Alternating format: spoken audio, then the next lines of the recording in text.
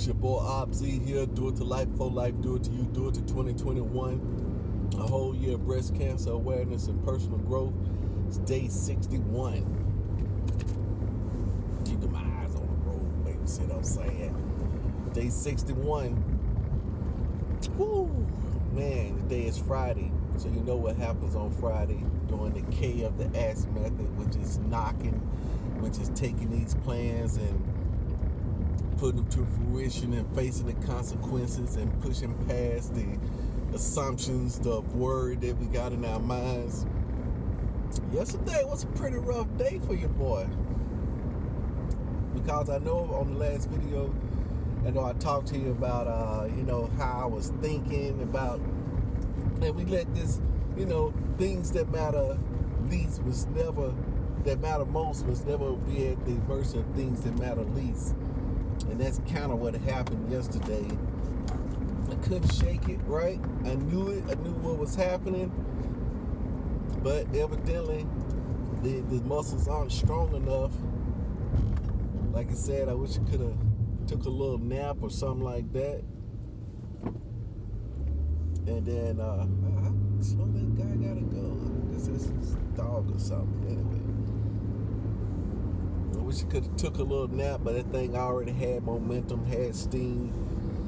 All the judge and the jury is already there, ready to judge me. So that fear was there, the ego was on the line.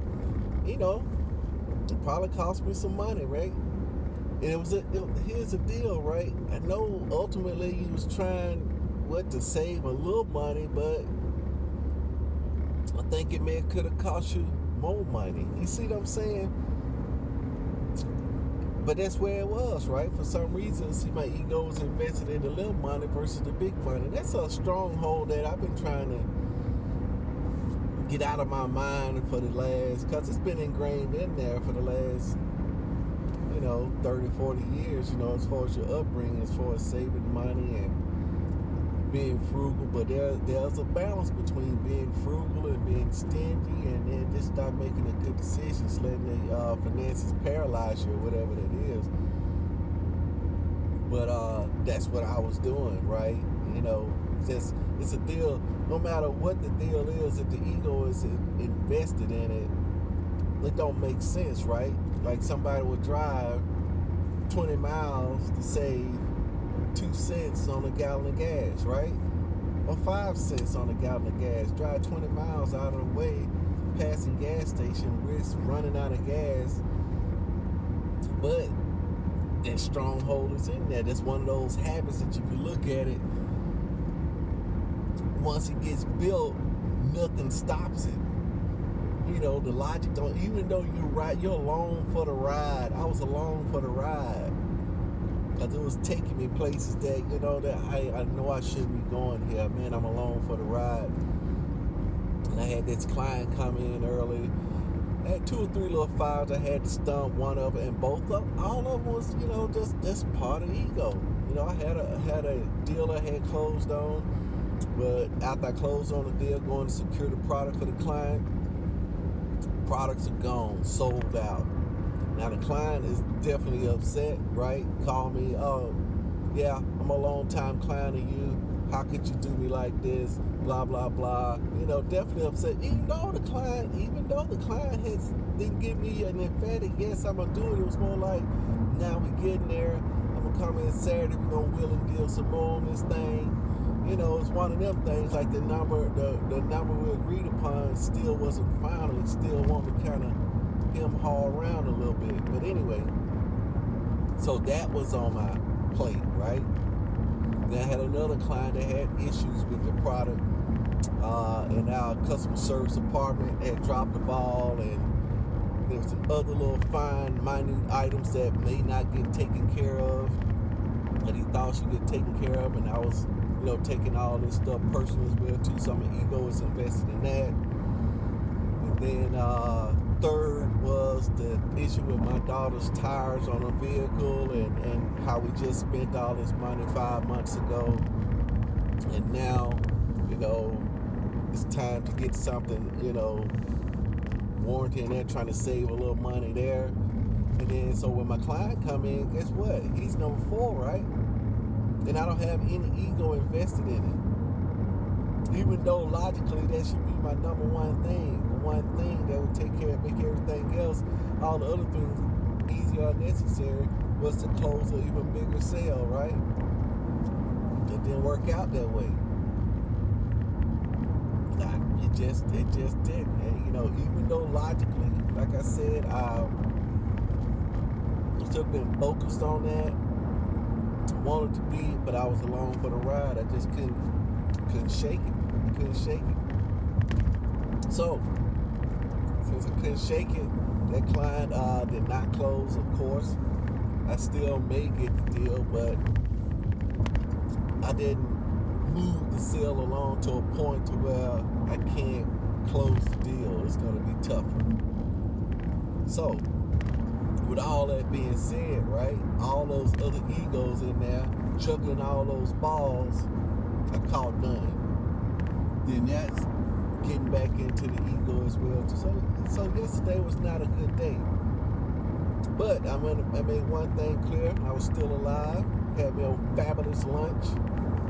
Went home. Hugged my wife. Had a fabulous dinner.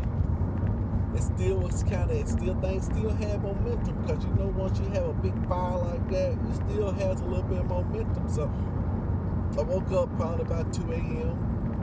Couldn't get back to sleep, and then talked to my daughter. She's always up at that time anyway. And got back and got a little bit more sleep. But I was going over all those things to show you that in day 61, these strongholds are still, even in 365 days, you're not going to eradicate all these. They're still going to be in there. They're not going anywhere. Only thing that I'm trying to do is to build a better, stronger habit that will keep these in check. See what I'm saying? A better, stronger habit, a routine, some ammunition, a stronger tape that I can play that'll keep this one in check. Once that one comes on, it's gonna cue up this other one, AntiHabit. Yeah, I like that. Yeah, I like that a whole lot. Would write it down, but I got it on tape, so it don't matter, right? So anyway, today is Friday. It's knock. It's going on. So I was reading my Bible last night. That's what I do. Woke up at 2 a.m. So I immediately pull out my Bible, start reading. That's when I feel that I'm the closest. Start asking those fabulous questions. How can I put these deals together? What I need to talk to next. Got some nice answers out of that. While you're up at that time, you see what I'm saying? Just go ahead and ask those questions. That's what I'm telling you. I read my Bible. The story is in Mark chapter 5. And this story, it was one story, but it was about 2 different people. One, that lady had an issue of blood.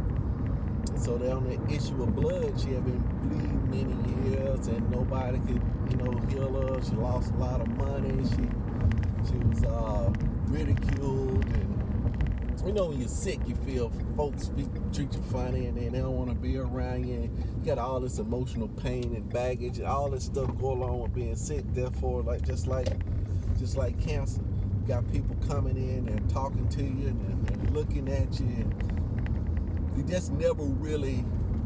You can feel it. The patient can feel it. The person that's got it can feel it, and it just kind of puts them on the outskirts of everything. You see what I'm saying? So. Anyway, that's what this issue of blood was. And then the lady had already heard some things. And that's what this whole do it to life is that the things that we've heard, the things that we've done, know to do, we got to do them. We got to do them to that part of our lives. You know what I'm saying? We got to start to apply them, start to move those through. And one of her things is, she was like, hey, look, I heard this Jesus, if you put hands on people, you can heal them. She said, look, if I could just touch the tip of his clothes, I believe I can get that power. I can get that healing. So she had already convinced herself of the plan she wanted. Then when the day came, all the crowds out there, she's not supposed to be in the crowd. It's almost like you got COVID-19 and everybody know you got it. See, that's the deal. You got COVID-19 and everybody know that you got it. And out in public without a mask on. And that's what she was going against, right? That's what she was going against. That's how it was back then in the day. So, took a chance against what everybody say, snuck out there and touched his garment and got that healing. And she felt that she was healed. Didn't have no proof right then, but she felt that she was healed. I don't think she checked. But anyway, Jesus recognized that power went out. So he said, hey, hold on now. You ain't going to get this power and not let people know this came from the Lord. He said, who touched me? He said, man, shoot, everybody touching you. Because he was in a crowd of folks walking through the city. Everybody was touching him, right? That's another little point that I got, that the power and resources are readily available. And we all up on it, all touching, all around it, all everything. Living in it, living in a place that you can pretty much do what you want to do. And we're not using that power. That's why this do it to life is. We want to do it to that part of our life. We want to start using that power. Do what we know to do to those parts of our lives. And that's what it was. Everybody was touching. Nobody else got no power. Nobody else got no healing. Nobody else got anything except that the person that was convinced that they could get it, the intention that they could get it, that it was coming, that it was available, and they knew. See what I'm saying? It's all in the mind of using the thing. So she got the power. He brought it out, talked to her a whole lot, and went from there. But the other part is that another lady, the kid is dead. Say don't trouble the ruler. The kid is dead. Told the parents, I know that part of your life is dead. You think it's dead? Just believe. And he went in and said some words to that dead part, which was the daughter, and she arose, brought it back to life. And I noticed when Jesus kind of brings some folks back to life, man, there's some things to be. I like it in this one. He say, now give us something to eat. So once we bring this part of our life back to life, we got to feed it with our attention. We got to feed it so to get stronger. But it's your boy RC. I'm going to face my fears today, face the fear on Friday, get these nodes in, and press through that crowd to touch the hem of that garment. Peace out.